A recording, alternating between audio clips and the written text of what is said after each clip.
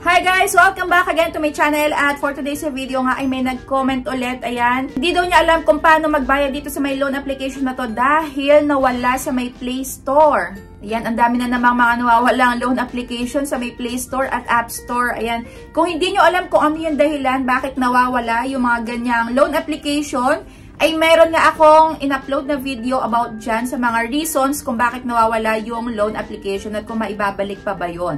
Yan, panoorin nyo lang yung video ko na yan para maging aware din kayo. So ngayon nga ay nawala daw itong FT Lending sa may Play Store at ngayon ay susubukan ko din, check ko kung ano nga yung nangyayari. Kaya yun, panoorin nyo yung video na to hanggang dulo para alam nyo nga din yung gagawin nyo. So yun, umpisa na natin. Pero syempre, kung bago ko pa lang dito sa aking YouTube channel, ay huwag mo kalimutang mag-subscribe at pindutin mo na din yung notification bell para lagi kang maging updated sa mga next uploads ko. At ayan, sumali ka na din sa aking GCash giveaway every month at sa aking 2 cellphone giveaway. Kung paano sumali, kailangan lagi ka lang updated sa mga ina-upload ko. At huwag mo akong kalimutang i-PM sa aking Facebook page. Ayan, para maisali agad kita. So, going back nga dito sa may, ayan, shout out kay Christina Palisa 4449. Ayan, shout out sa iyo. At sabi niya nawala yung app ng FT Lending sa Google Play Store. So, paano na magbayad kung ganon? So, eto nga, nagpunta agad ako dito sa may FT Lending dahil nagawan ko na nga din to ng video, ayan, ng review. At legit naman itong loan application na to. Ewan ko kung bakit bigla na lang nawala.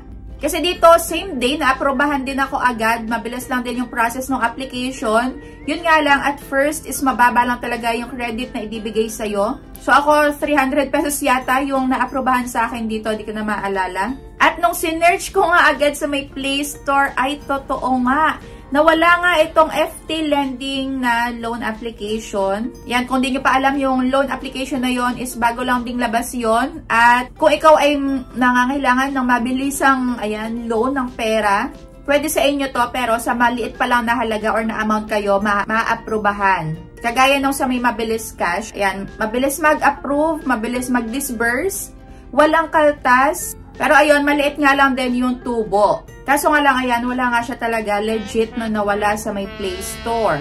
Pero eto na nga, nagpunta ako dito sa may pinaka-application, ay nandito pa din naman pala. So eto yung pinaka-itsura ng application niya, FT Lending, sa mga hindi pa alam. So ayan, inopen ko nga at ayan, okay naman. The same pa din naman kagaya nung sa dati. Kaso lang dito, nag-auto-log out yata. So, kailangan ko ulit mag-login. Ayan, nakapag-login naman ako.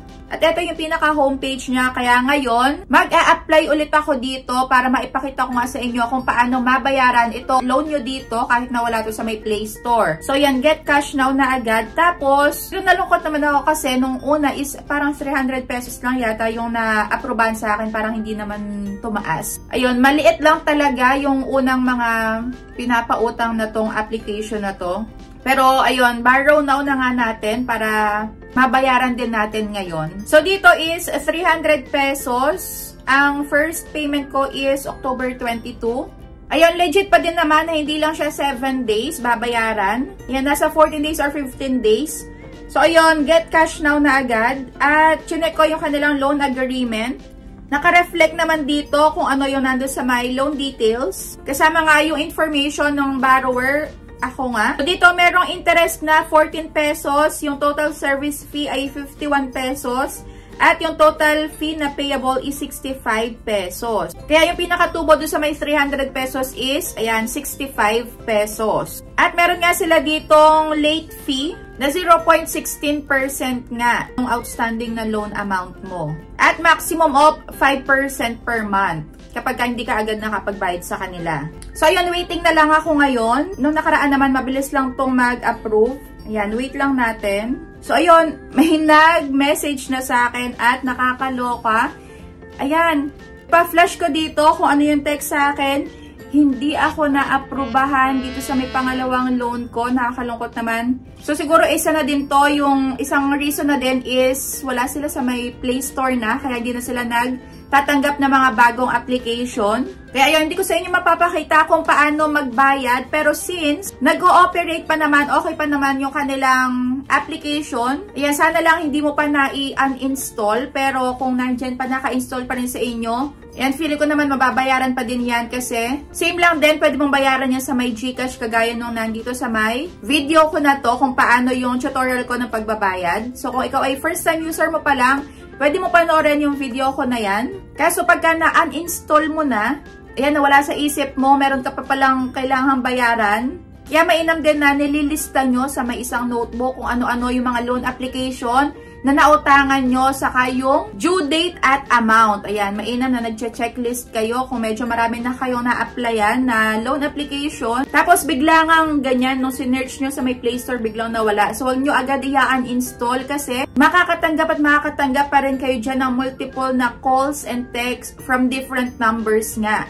Ayan, mahihirapan kayo pagka in-uninstall nyo agad porket hindi nyo lang makita dun sa may Play Store. Para na lang din sa may peace of mind nyo, ayan, kung ano yung ipinahiram sa inyo, pwede nyo naman ding bayaran para makakaiwas nga kayo sa may harassment, ayan, sa may threats, syempre kasi hindi naman mawawala yan. Lalo na kung hindi naman legit yung na-applyan mo. At isa pa, para maiwasan nga din na, ayan, maipost ka online sa mga buy and sell, at doon sa may lugar mo at maitag din yung iba mong pang mga friends sa may Facebook. So make sure lang na, ayun, kung napautang naman kayo. At syempre nakita mo din kung magkano yung pinaka-interest. So kung in-accept mo yan, talagang obligasyon mo yung bayaran, responsibilidad natin yan na borrower. Kasi nga ay in-accept mo yung, ayan, loan mo dyan sa may application nila. So, pagka may loan ka, nakita mo lang sa may Facebook na nawala yung loan application na to, ay in-uninstall mo na, ay wag na wag mong i-uninstall para nga magkaroon ka ng peace of mind, hindi ka maharas, pati yun nasa may contact references mo. At yung iba kasi kahit na hindi mo nilagay as contact references talaga, nakokontak at nakokontak nila yan. Kasi, so ito in general na lang din, pagka na-download mo yung isang application, sa may Play Store, ayan, nagkaroon na sila ng access ngayon, diyan sa may phone mo, lalo na sa may phone book, maaari talaga nilang mat-text kahit na hindi mo pa nilalagay as contact references mo. Kasi di ba meron diyang mga permissions na kailangan mong i-allow bago ka makapag-proceed doon sa may next step. Ayan, para makapag-login ka doon sa may application nila. So yun, tingin ko naman possible pa rin siyang mabayaran since nag-ooperate pa din yung kanilang application diyan sa my phone nyo. Wag nyo lang muna i-uninstall. At pagka naman merong tumawag sa inyo na agent dito sa may FT Lending, pwede nyo din silang tanungin kung bakit nawala yung kanilang application dyan sa may Play Store. At kung magbigay man sila ng GCash number na kesyo dito mo bayaran, ay wag na wag nyong babayaran. Dapat doon pa din kayo magbase sa may pinaka-application nila para makita nyo nga na nandyan yung reference, para makita nyo din na magre-reflect dyan yung bayad nyo. Kasi pagka sa may GCash number lang ng agent, ay nako, ayan, hindi kayo sure dyan 100% na talagang mababayaran yung utang nyo or magre-reflect talaga dun sa may application na bayad na kayo. So yan, pagka may tumawag sa inyo, ay nako, wag nyo agad papatayan, pwede nyo munang kausapin. Pwede kayong mag-ask nga sa kanila bakit ganon, bakit nawala yung kanilang application. So, ayan, wag na wag nyo ipagsasawalang bahala kasi dyan nga nag-i-start yung, ayan na, mahaharas ka na dahil hindi mo nga agad sinasagot yung kanilang tawag. Meron naman kasing loan application na talaga mabait yung agent, pero halos karamihan naman talaga is, ayan, makakota lang, hindi sila makatao sa may pag-text at pagtawag. Para lang makasingil sila doon sa may mga nangungutang is kung ano-ano ng masasakit na salita yung sinasabi. Ayan, kung ano-anong pamamahiya na kasi ipopost ka daw online. Ayan, i-chat-chat or i-text lahat ng mga friends mo, nasa phone book mo. So, ayun, karamihan talaga pa rin talaga sa mga agents ay, ayun, mga hindi makatao pagka naningil. Pero syempre, dahil nga tayo ay nag-loan, nakuha natin yung loan natin, hindi tayo pinahirapan sa may paglo-loan, dapat is obligasyon natin yung bayaran. Pero sana, sabi nga ni Attorney Jokno, yung paraan ng paniningil dapat ay hindi abusado. Ayan, dapat nasa ayos pa din yung kanilang paniningil. Kaya kung kayo mag-a-apply kayo ng loan is, make sure lang na i-check nyo mabuti yung application kung okay na okay ba, or pagka may nakita kayo dyan na bad ratings or bad review, ay wag nyo na lang din ipagpatuloy. So, ayun lang. Kung nakapag-apply kayo dito sa may FT Lending, ayan, comment nyo na din dyan kung nakapagbayad na kayo sa may existing loan nyo dyan para, ayan, mabasa na lang din ng iba at maging aware sila. So, ayun lang. That's it for today's video and see you on my next vlog.